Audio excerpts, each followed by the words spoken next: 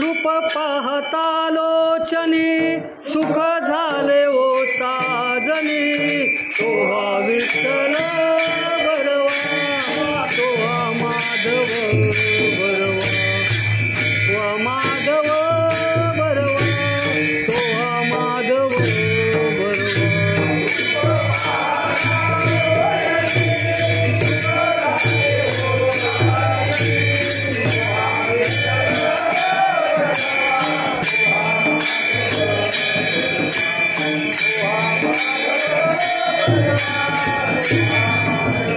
रूप पाहता लोचनी सुख झाले ओ साजनी तोहा विठ्ठल बरवा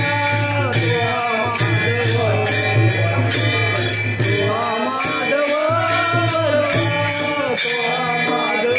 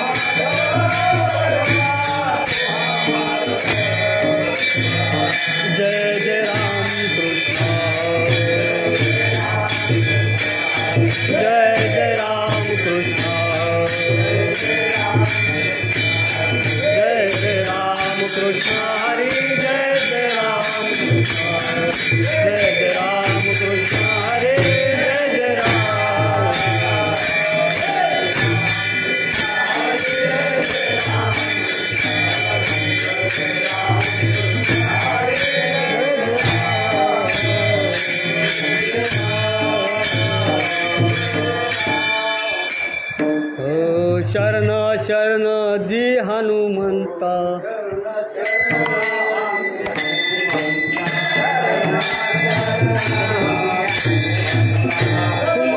शरण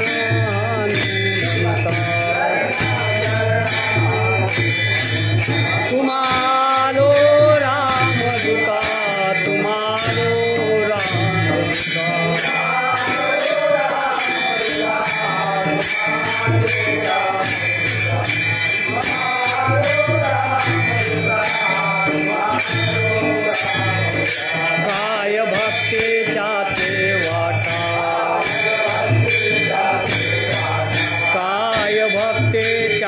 त्याचे वाटा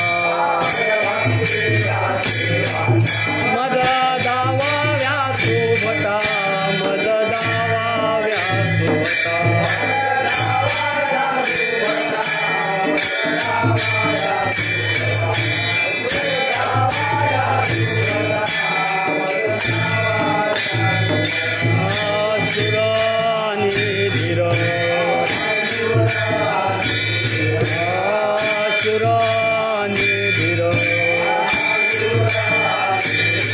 स्वामी काजे तो सादर स्वामी काजे तो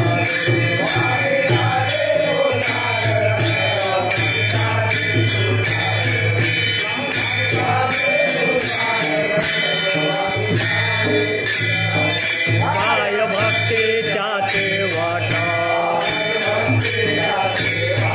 काय भक्तीच्या ते वाटा मज दावाव्या सोबता मज दावाव्या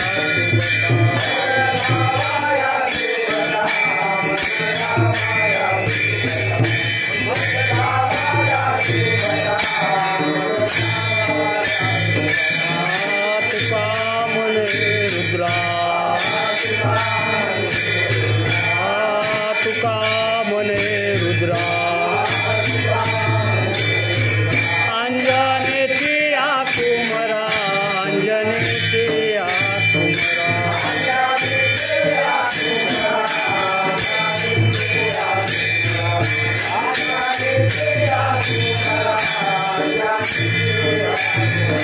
काय भक्तीच्या ते वाटा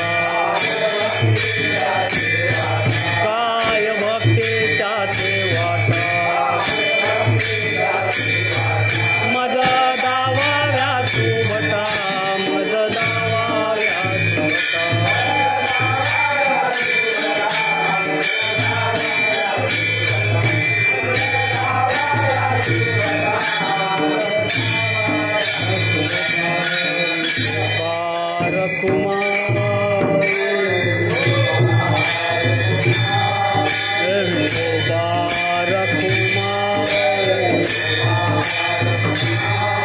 विठोबा रखुमाय विठोबा रखुमाय विठोबा रखुमाय विठोबा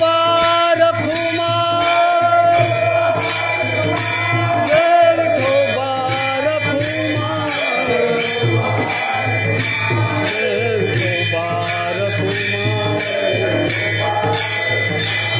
विठोबा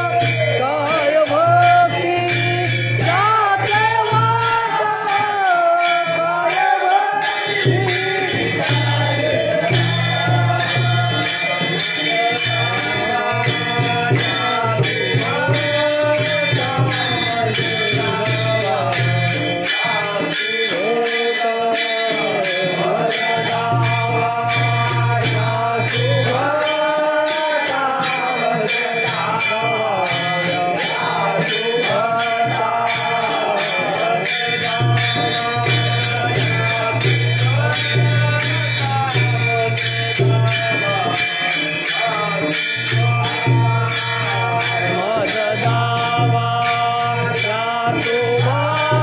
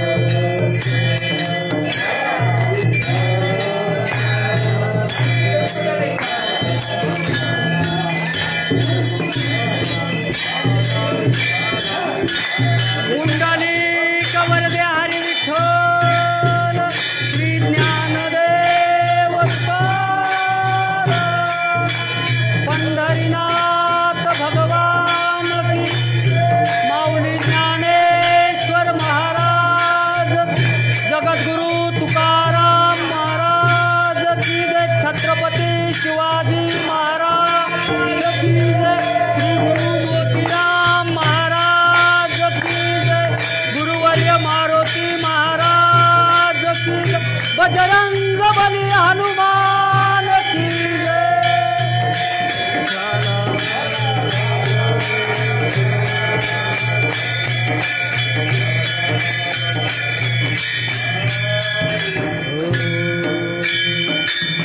शरण शरण हनुमंता तुम्हालो रामदूता काय भक्तीच्या त्या वाटा मज दावाव्या सुबटा शूर आणि धीर स्वामी काजी तू सादर काय भक्तीच्या ते वाटा मज दावाव्या सुबटा तुका मने रुद्रा अंजनीची कुमरा काय भक्तीच्या त्या वाटा मज दावाव्या सुबटा।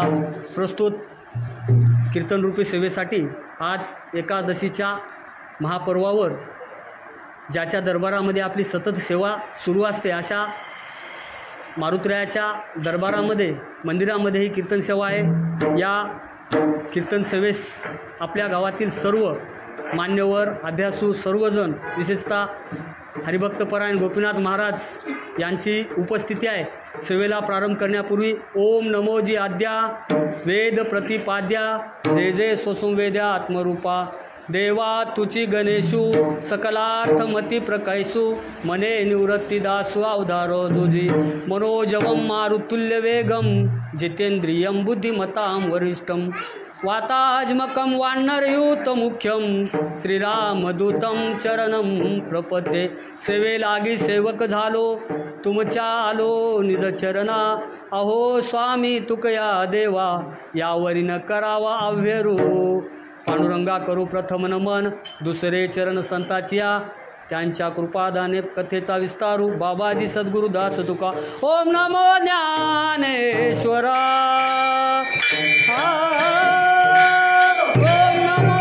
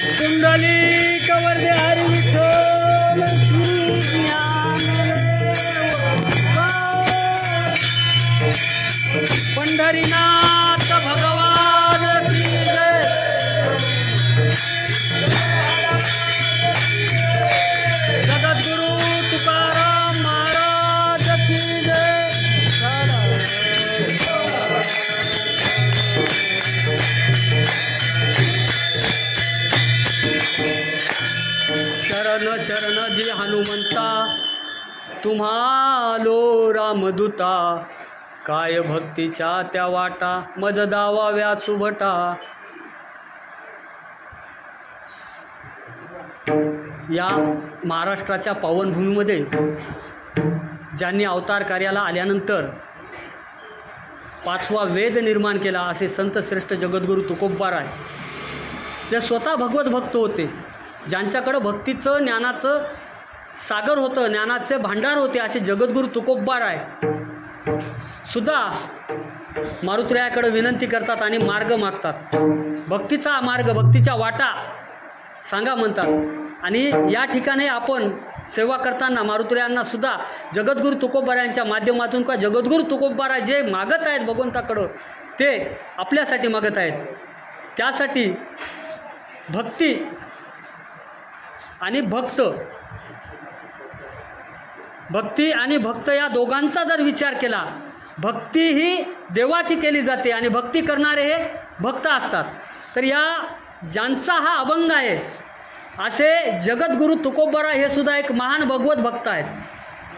आणि ज्यांच्याकडं भगवत भक्ती कशी करावी याची मागणी करणारे संत शिरोमणी म्हणा किंवा सर्व संतांमध्ये, सर्व भक्तामध्ये श्रेष्ठ असलेले मारुतीराय हे सुद्धा भक्त आहेत. आणि दोघांनीही भक्ती एकाचीच केलेली आहे. मारुतीरायांनी भक्ती सुद्धा रामप्रभूची केली आणि तुकोबारायांनी सुद्धा भक्ती रामप्रभूची केली आहे. कारण रामकृष्ण हरी विठ्ठल केशवा मंत्र हा जपावा सर्व काळ. आपल्या अभंगाच्या माध्यमातून जगद्गुरू तुकोबाराय सांगतात रामकृष्ण हरी विठ्ठल केशवा मंत्र हा जपावा सर्व काळ.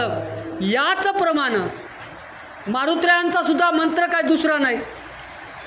श्रीराम जय राम जय जय राम.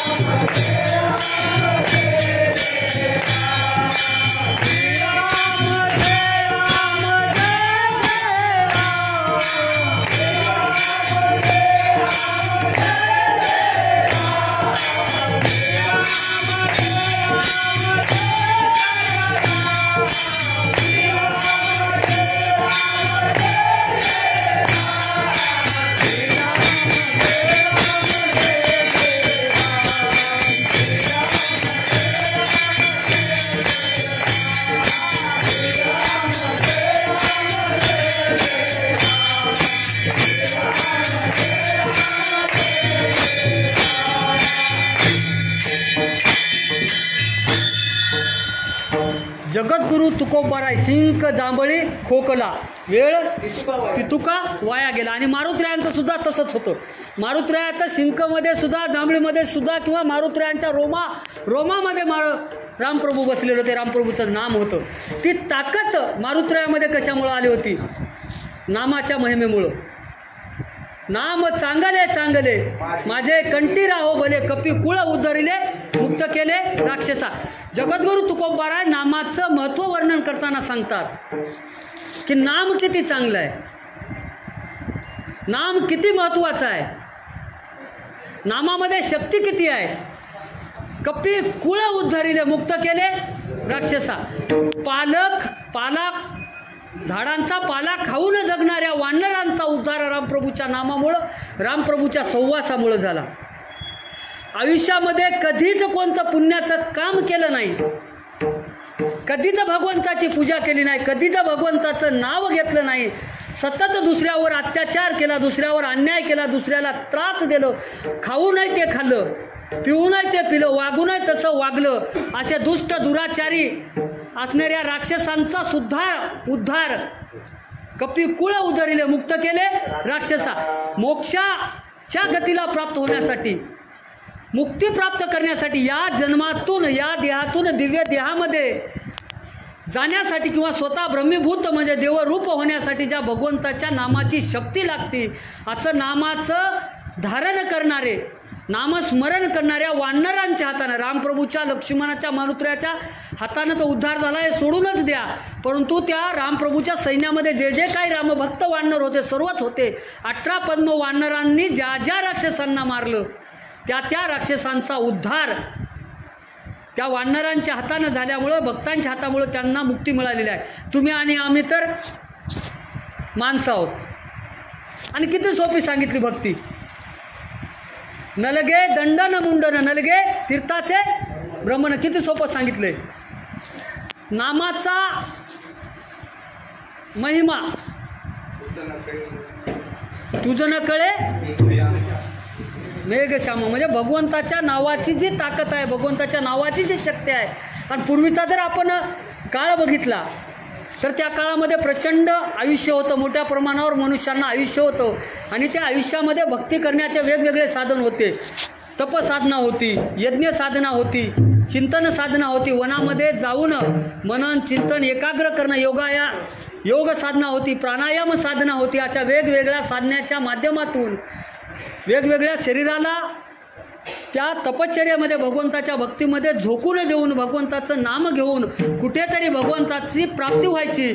परंतु या कलियुगामध्ये भागवत संप्रदायाची स्थापना झाल्यानंतर संत श्रेष्ठ ज्ञानेश्वर माऊलींनी ज्यावेळेस हा भगवत संप्रदायाचा पाया रचला, ज्ञानदेवे रचिला पाया उभारिले, तेव्हापासून भक्तीचा अत्यंत साधा सोपा आणि सरळ मार्ग संतांनी वारकरी संप्रदायाच्या माध्यमातून सांगितला. आणि त्या वारकरी संप्रदायाच्या माध्यमातून जो मार्ग सांगितला त्या मार्गामध्ये एकच शब्द महत्त्वाचा आहे, तो म्हणजे भगवंताचं नामस्मरण, भगवंताची स्तुती आणि भगवंताचं चिंतन. विठ्ठला विठ्ठला.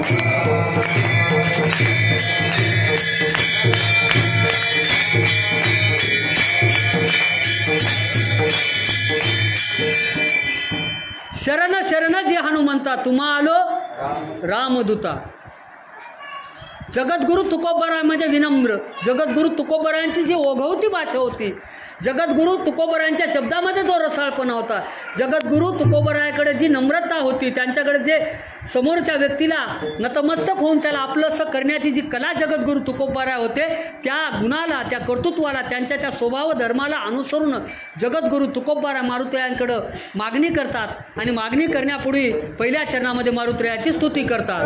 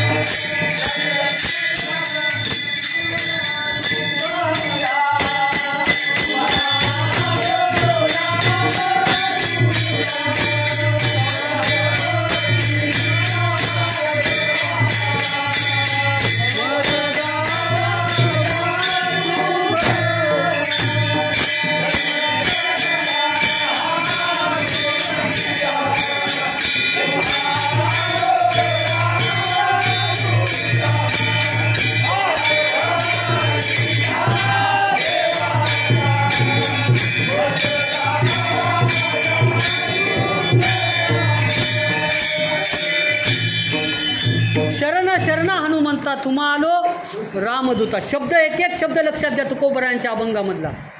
शरण शरण जी हनुमंता, तुकोबराय म्हणतात की शरण शरण जी हनुमंता तुम्हा आलो रामदूता.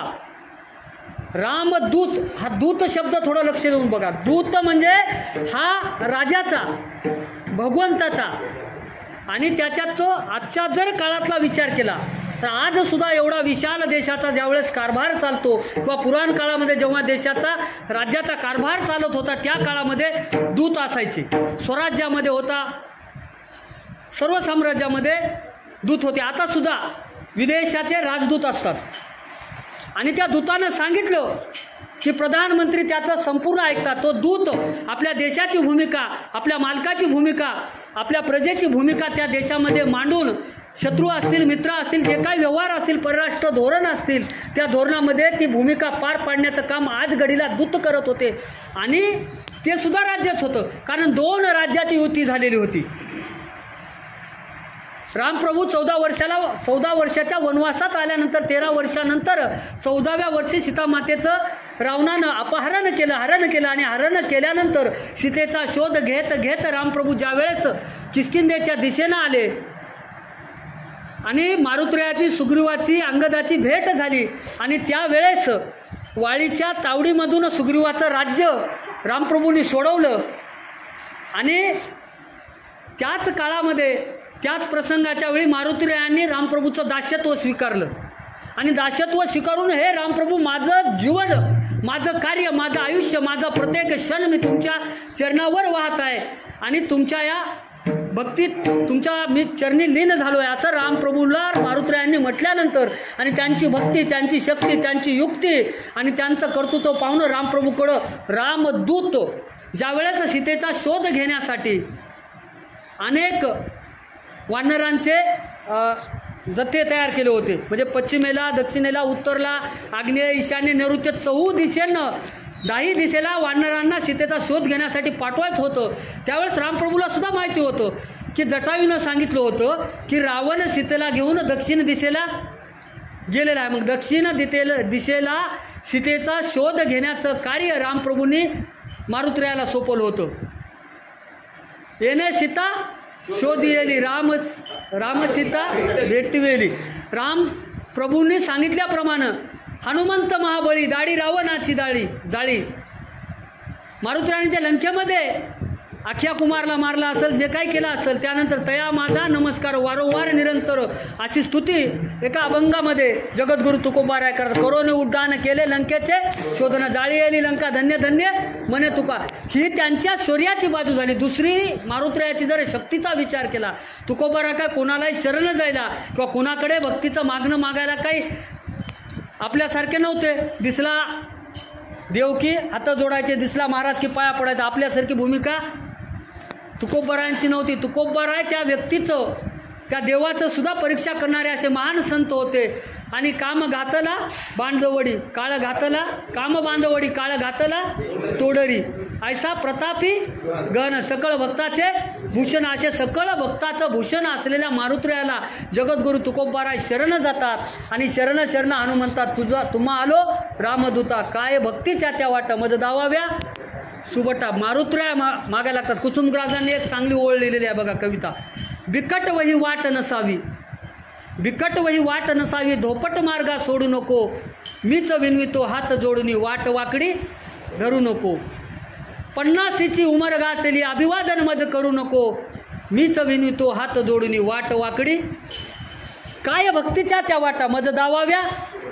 सोपा मार्ग सांगा भक्तीचा, की तुमची भक्ती करताना सहज त्या मार्गामधून सर्वसामान्य जीवांचा उद्धार व्हावा. आता भक्तीचे प्रकार, नवविधा भक्ती आहे. नवविधा भक्तीमध्ये भक्तीचे सर्वश्रेष्ठ असे 2 मार्ग आहेत.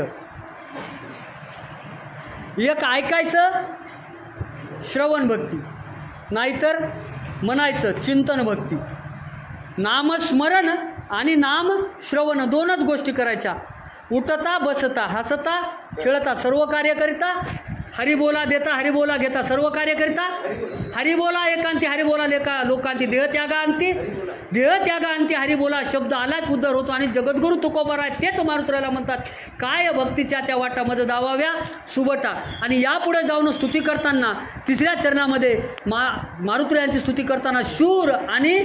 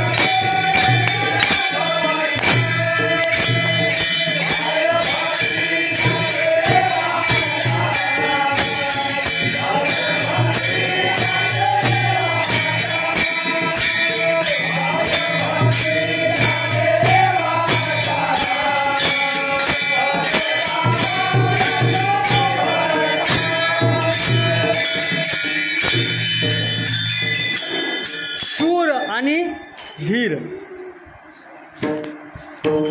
एकाच व्यक्तीमध्ये हे दोन्ही गुण असणं अशक्य असतं. जी व्यक्ती शूर असते त्या व्यक्तीमध्ये धीर राहत नाही आणि जी व्यक्ती धीर असते, शांत असते, संयमी असते, त्याच्यामध्ये प्रचंड सहनशीलता असते, त्या व्यक्तीमध्ये शूरत्व नसते. लक्षात आलं का? ज्या व्यक्तीमध्ये शक्ती असते त्या व्यक्तीकडे संयम नसतो आणि ज्या व्यक्तीकडे संयमच असतो त्या व्यक्तीकडे शक्ती नसती. एकमेव असं दैवत आहेत राम भक्त मारुती जे शूरही आहेत आणि धीरही आहेत. बुद्धिमत्ता वरिष्ठम, बुद्धिमत्ता वरिष्ठम, त्यांना जे बुद्धिमत्तेमध्ये वरिष्ठ मानलेलं आहे, सकळ भक्ताचे भूषण असे मारुतीराय होते. आणि शूर मारुतीरायांचं शूरत्व पाहूया, त्यानंतर मारुतीरायाचं धीरत्व पाहूया. मारुतीराय शूर किती होते प्रसंग बघा. राम, लक्ष्मण, मारुतीराय आणि संपूर्ण वानर सैन्य श्री लंकेमध्ये गेले आणि लंकेमध्ये गेल्यानंतर घनघोर युद्ध सुरू झालं. त्या युद्धामध्ये इंद्रजित सोबत युद्ध झालं. इंद्रजित मारला गेला. इंद्रजित मारल्यानंतर आपल्या मुलाचा जो वध झाला त्याचा बदला घेण्यासाठी रावणानं रणनीती आखली. रणनीती आखल्यानंतर स्वतः सर्व शक्तीनिशी, सर्व विद्यानिशी आणि सर्व बळासहित सर्व तंत्र मंत्र विद्या कपट माया ज्या काही राक्षसी विद्या होत्या त्या सर्व शक्तीच्या बळावर रावण रणांगणामध्ये युद्धासाठी आला आणि त्यावेळेस रावणाचा युद्ध लक्ष्मणासोबत, बरोबर आहे, शक्तीचा प्रसंग. तर त्यावेळेस लक्ष्मणानं माझ्या मुलाला इंद्रजिताला मारलेलं आहे आणि या लक्ष्मणाला मारलं की लक्ष्मणाचा प्रिय असा राम आहे आणि लक्ष्मण 14 वर्ष अन्न पाण्याविना रामाच्या सेवेसाठी वनवासामध्ये आला आणि लक्ष्मण जर मेला, लक्ष्मण जर मृत्युमुखी पडला तर मला काही युद्ध जिंकायची गरज नाही, लक्ष्मणाच्या विरहानं राम आपला देहत्याग करेल, प्राण देईल. आणि राम मेला की सीता तर माझी होईल. आणि ते मेले की हनुमंत राहणार नाही, सुग्रीव राहणार नाही, नळ नीळ जांबुवंत 18 पद्म वानर एक तर मरूनच जाईल, नाहीतर पळून जाईल. यदा कदाचित थांबले तर त्यांना सुद्धा या देवतांसारखं माझ्या बंदेमध्ये मी टाकील, असा दृढ निश्चय रावणानं केला. आणि रणांगणामध्ये आल्यानंतर प्रचंड अशा शक्तीचा वापर करून, शक्ती सोडून, ती शक्ती खरं तर बिभीषणावर, बरोबर महाराज, बिभीषणावरच सोडली होती. कारण बिभीषणाचा सुद्धा राग होता. सेवकू पाठीशी घातला, याप्रमाणे लक्ष्मणानं ती शक्ती स्वतःच्या अंगावर घेतली आणि त्या ब्रह्मशक्तीनं लक्ष्मणाच्या शरीराला भेदलं. आणि त्या शक्तीनं लक्ष्मणाला काही झालं नसतं, परंतु साक्षात ब्रह्मदेवाचं वरदान असलेल्या शक्तीला अंगामध्ये रुजवण्याची, धारण करण्याची शक्ती लक्ष्मणामध्ये होती. आणि ती शक्ती अंगामध्ये धारण केल्यानंतर लक्ष्मण धारातीर्थी पडला, बेशुद्ध पडला. आणि बेशुद्ध पडल्यानंतर सायंकाळ झालेली होती, युद्ध थांबलेलं होतं. आणि युद्ध थांबल्यानंतर लक्ष्मण शक्ती लागून जमिनीवर कोसळलेला आहे. ही माहिती जशी जशी रामप्रभूंना कळाली, जशी जशी वानरांना कळाली, तसं तसं वेगवेगळ्या भागामध्ये विखुरलेलं वानर सैन्य, लक्ष्मण ज्या ठिकाणी युद्धामध्ये पडलेला होता, मूर्छान्न अवस्थेत पडलेला होता, त्या ठिकाणी सर्व वानर सैन्य येऊ लागलं. पाहता पाहता रामप्रभू आले, मारुत्रे आले, सुग्रीव आले, सर्वजण आले. आणि आल्यानंतर त्या ठिकाणी शोक करू लागले. आता लक्ष्मण वाचत नाही, ब्रह्मदेवाची शक्ती लागलेली आहे. आणि रामप्रभूंनी सुद्धा स्वतःची लीला दाखवायला सुरुवात केली. आता शूर एकाच प्रसंगामध्ये शूर आणि वीर आहे. त्याच्यामुळं आता असा व्यक्ती लागणार आहे. सुषण वैद्य जवळ आला आणि आल्यानंतर सांगितलं, हा लक्ष्मण वाचू शकतो, परंतु त्यासाठी मला दिव्य औषधी पाहिजे. ती औषधी आहे द्रोणागिरी पर्वतावर. आणि ती आणणारा किती योजन होतं महाराज लांब, ते किती कोस होतं योजन? 22,000 म्हणजे 88,000 कोस. 88,000 कोस म्हणजे 88,000 गुणिले 3 एवढं किलोमीटर ते लांब होतं. जवळपास 500-600 हजार किलोमीटर अंतरावर ते द्रोणागिरी पर्वत होता. आणि तो पर्वत आणायचा कुणी? चर्चा सुरू झाली. सुग्रीवाला समोर विचार केला, माझी ताकद किती आहे, मी किती योजन जाऊन येऊ शकतो. येण्याचा कालावधी सुद्धा 8 ते 10 तासाचा होता. सूर्योदयाच्या अगोदर यायचं होतं आणि वल्ली द्यायची होता. सूर्योदय झाला तर लक्ष्मण वाचणार नाही, आपल्याला सर्वांना कथा माहिती आहे. अंगद आला, सुग्रीव आला आणि बाकी तर काही प्रश्नच नव्हता. मारुतीयांना सर्वांनी विनंती केली, तुम्ही शूर आहात, तुम्ही धीर आहात, तुम्ही सीतेचा शोध केला, लंकेहून उड्डाण केलं, लंका जाळी, आख्या कुमार मारला.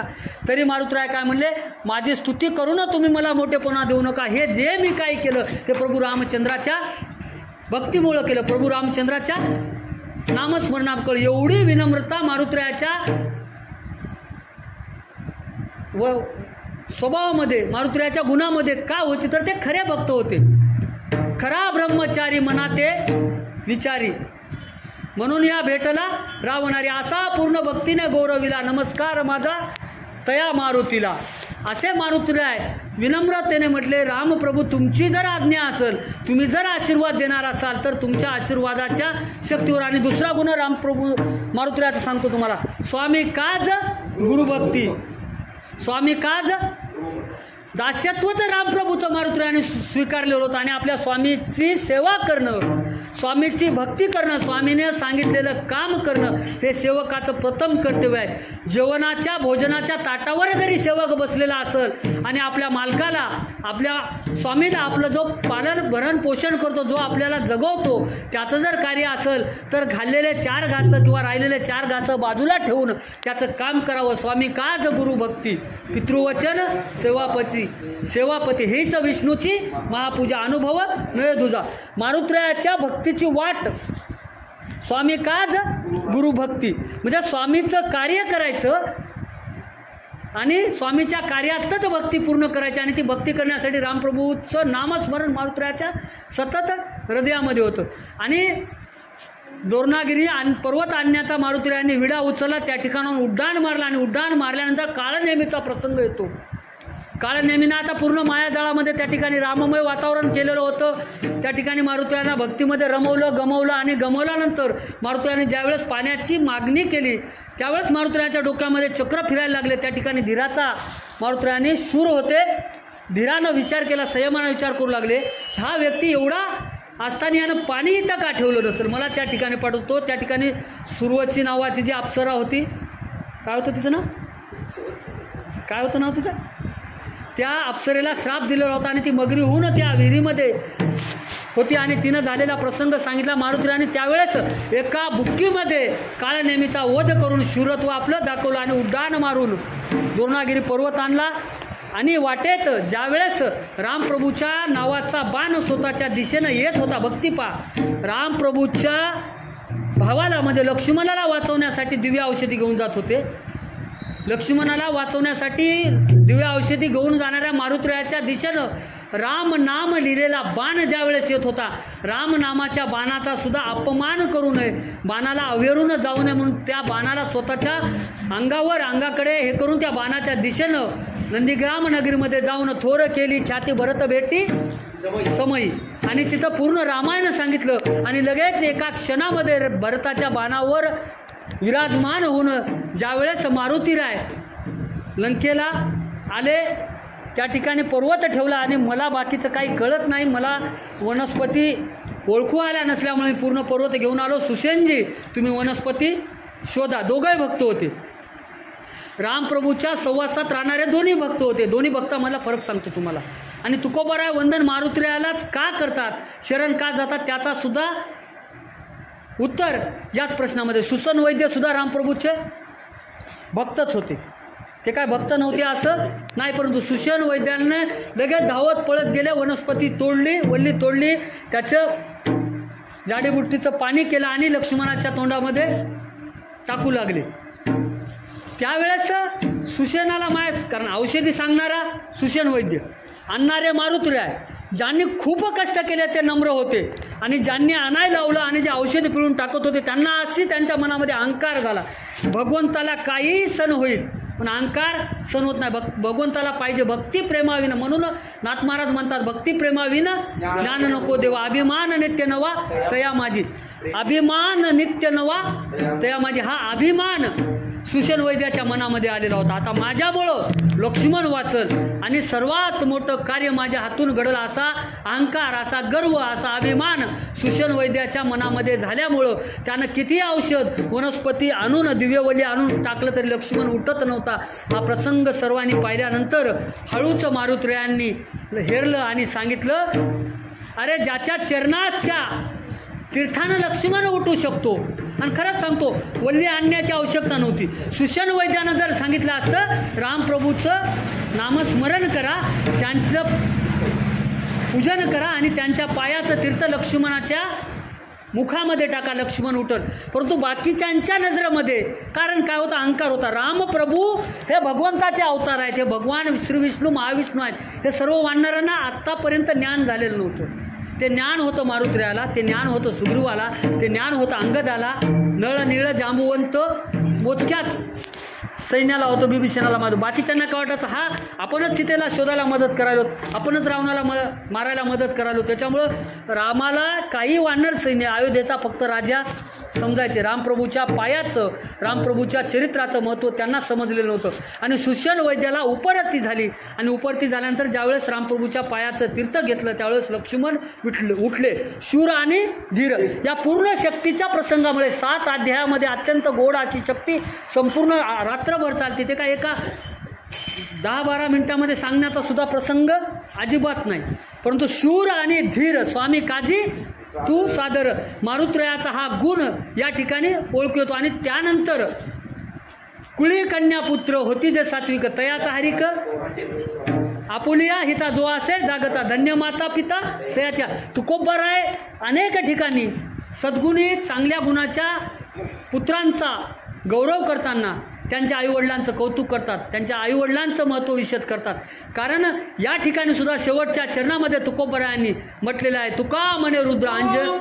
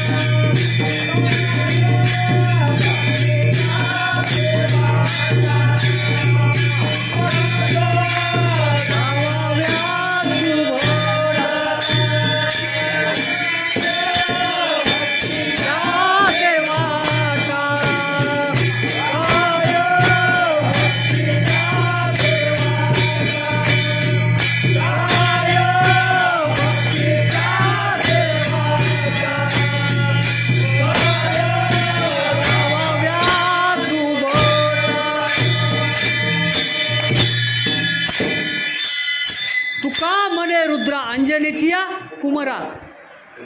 मारुत्र्यांच्या जन्मापूर्वी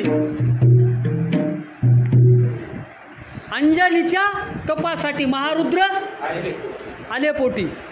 अंजनी मातेनं तप केलं होतं ऋषमुख पर्वतावर आणि तप केल्यानंतर महादेव भगवान श्री शंकर प्रसन्न झाले आणि प्रसन्न झाल्यानंतर म्हणले तुझा ऐसा म्हणजे तुझ्यासारखा शक्तिशाली, तुझ्यासारखा गुणवान, तुझ्यासारखा भगवत भक्त, तुझ्यासारखाच मला पुत्र व्हावा अशी मागणी भगवंताकडं अंजनी मातेनं केली. आणि तुझा हिस्सा व्हावा म्हणजे पुत्र ज्ञानी आणि पवित्र उत्तम गुणी. ज्ञानी एरी म्हणे तुझा ऐसा व्हावा माझं पुत्र ज्ञानी आणि पवित्र उत्तम गुणी. ज्ञानी होईल पवित्र राहत नाही, पवित्र झालं उत्तम गुणी राहत नाही. ज्ञानी पवित्र आणि उत्तम गुणी किंवा यश श्री औदार्य ज्ञान वैराग्य ऐश्वर्य हे फक्त भगवंताकडे गुण आहेत, सगळ्याकडे नाहीत. आपल्याला 6 गुणापैकी एक गुण आला तरी आपण जगामध्ये प्रसिद्ध होतो. जगामध्ये एक गुण आला तर 5 गुणाची बाकीची आवश्यकता नाही. परंतु ज्ञानी पवित्र आणि उत्तम गुणी भगवंताशिवाय दुसरं कोण राहणार आहे. म्हणूनच स्वतः अंजनीच्या तपासाठी महारुद्र आले पोटी. म्हणून तुकोबाराय शेवटच्या चरणामध्ये म्हणतात की तुका म्हणे रुद्रा अंजनीची कुमारा. पहिल्या चरणामध्ये शरण शरणजी हनुमंत आणि शेवटी तुका म्हणे रुद्रा अंजनीची म्हणजे त्या ठिकाणी माईला सुद्धा धन्यता तुकोबारायांनी दिलेली आहे. ज्ञानेश्वर माऊली ज्ञानराज माऊली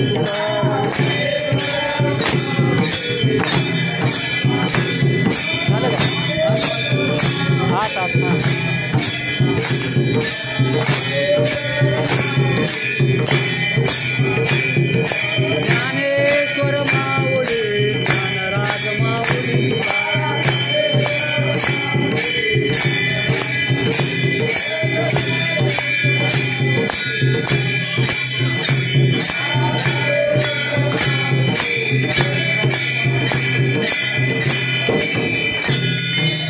शरण शरण जी हनुमंता तुम्हालो रामदूता. काय भक्तीच्या त्या वाटा मज दावाव्या सुबटा. शोर आणि धीर स्वामी काजी तुम्ही सादर, काय भक्तीच्या त्या वाटा मज दावाव्या सुबटा, तुका मने रुद्रा अंजनीचिया कुमारा, काय भक्तीच्या त्या वाटा मज दावाव्या सुबटा.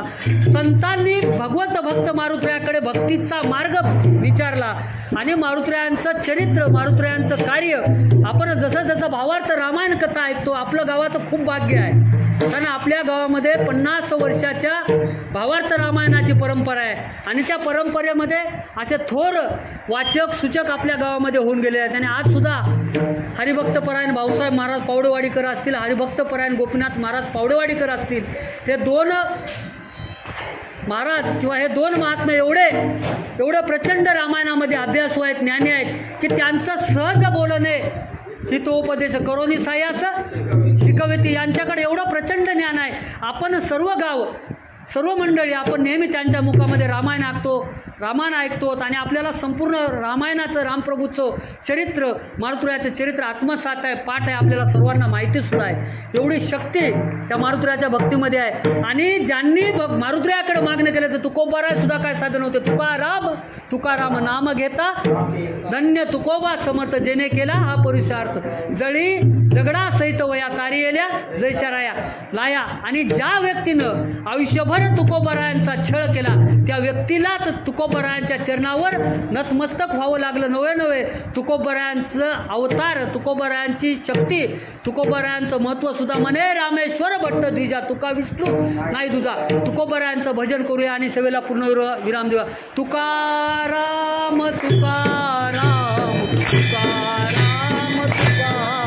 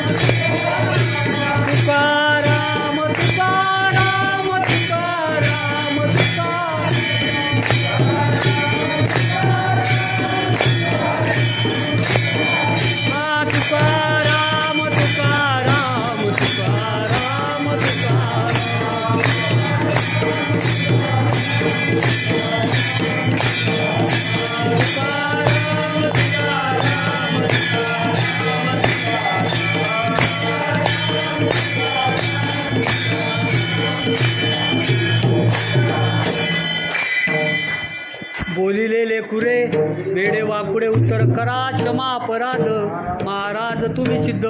जशी सेवा करता आली, जसे काही शब्द संत श्रेष्ठ तुकोबाराय मारुती महाराजांच्या आशीर्वादानं सुचले ते सांगण्याचा प्रयत्न केला. जे काही चांगले शब्द असतील ते तुमचे भगवंताचे समजा आणि ग्रहण करा. आणि जे काही अपशब्द गेले असतील, जे काही आवडलं नसेल, समजलं नसेल, कळालं नसेल किंवा माझ्याच्यानं चुकलं असेल ते माझ्या माती ते मला परत द्या. पायाच्या प्रसादे काही बोलिलो विनोदे मज क्षमा करणे संती नवे अंगभूत युक्ती विठ्ठल जय जय विठ्ठल.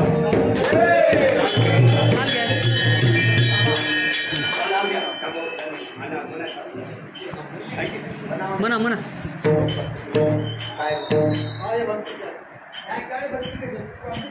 तुका म्हणे रुद्रा नाही ना, घ्या काय अरे तुका म्हणे